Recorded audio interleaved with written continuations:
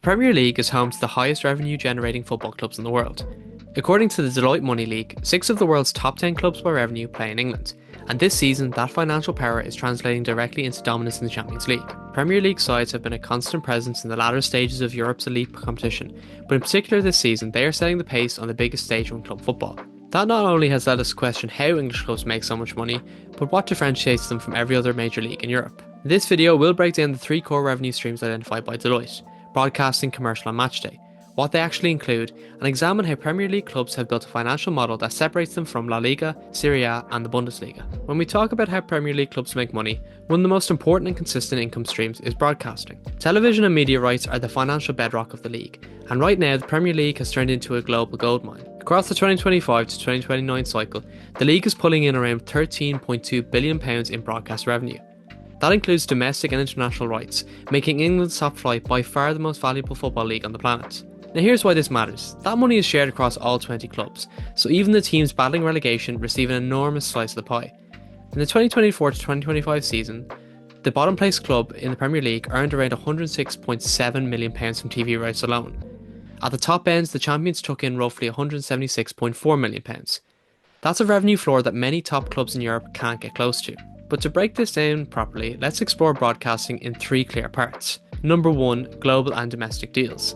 The first part of the equation is scale. The Premier League sells its broadcast rights across the world and the numbers are huge. Each season, the league earns about £3.8 billion in TV income. And for the first time ever, overseas rights are now worth more than the domestic ones. That's a big shift and it reflects how far the league's global presence has grown. Premier League matches are broadcast in 188 countries. From the US to South Korea, Nigeria to India, fans tune in every weekend. It's not just that people are watching, it's that they're paying to watch. This global pull is a huge reason the league keeps commanding record-breaking deals. Next, let's talk about how the money gets divided. The Premier League uses a fairly even distribution model. A portion is split equally, another is based on league position, and some is tied to how many times a club is shown on TV. But overall, every club gets a big chunk. This has a huge impact. A mid-table Premier League side often earns as much or more than Champions League clubs in other countries. That's why you'll see 12th place English teams spending £40 million on players. For the top clubs, broadcast revenue still makes up about 38% of their income. For smaller sides, it can be nearly half.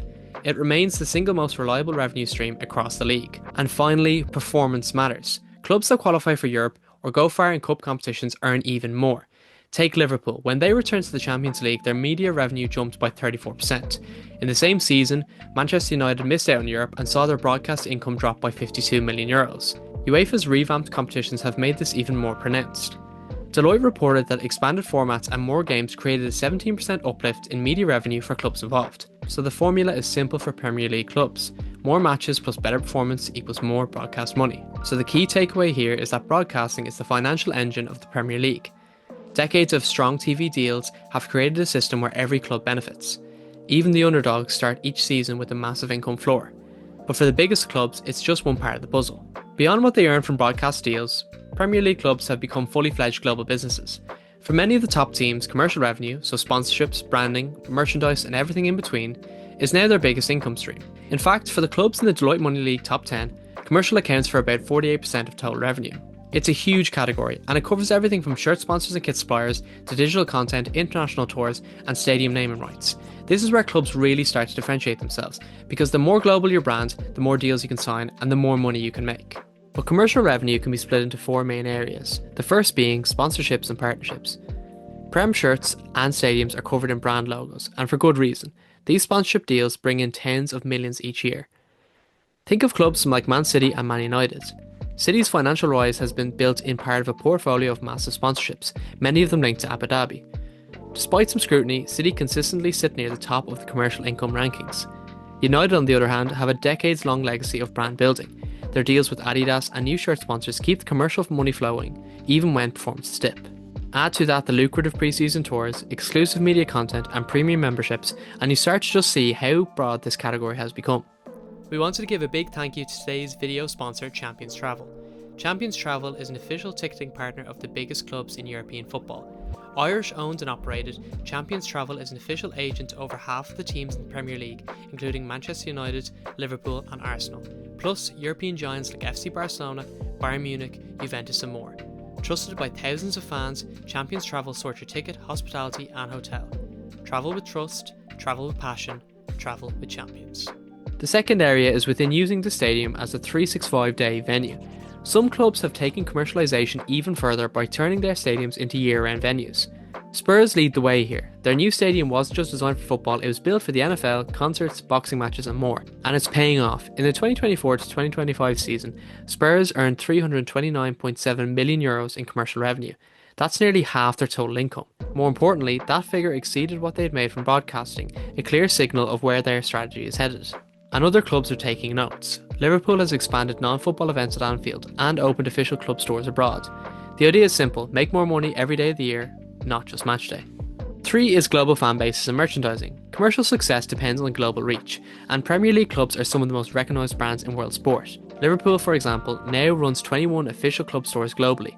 Arsenal and Chelsea benefit hugely from being based in London, using their location to attract global sponsors and hospitality clients. These teams also tour the US, Asia and Africa each summer, not just to train but to sell shirts, meet fans and sign new deals. Merchandising is a major play here. Clubs sell kits, scarves and branded gear to fans across every continent.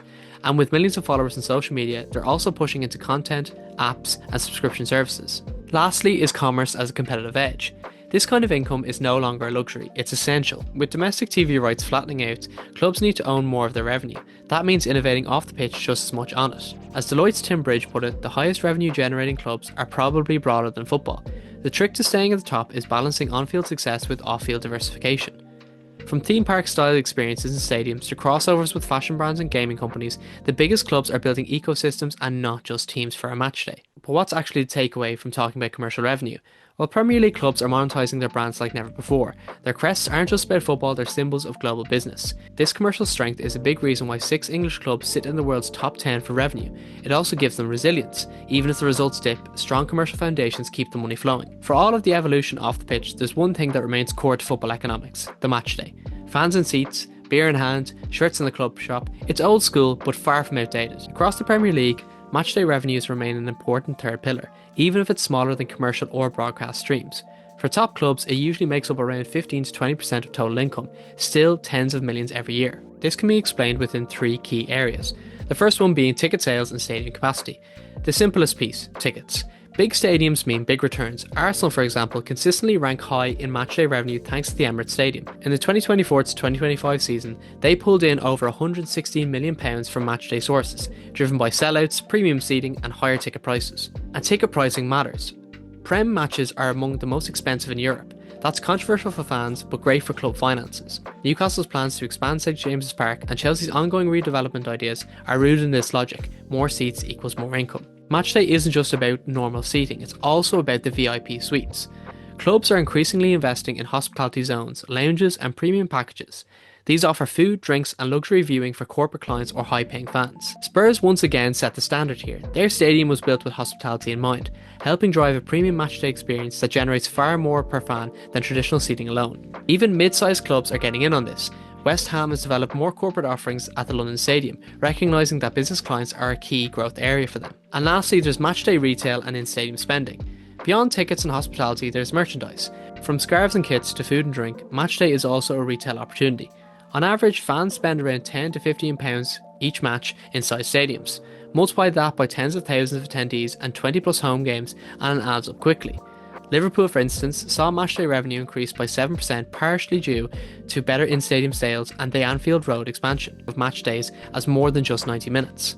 What sets the Premier League apart is how all 3 revenue pillars work together. The global popularity of the Premier League lifts even its mid-table teams to a financial level others envy. These aren't just football clubs anymore, they're businesses, entertainment brands and global marketing platforms. And with new formats, global expansions and commercial innovation on the horizon, from club-branded streaming services to global fan parks and beyond, this dominance doesn't look like it's going away anytime soon. In a world where trophies are still decided on the pitch, the financial game is increasingly won off it.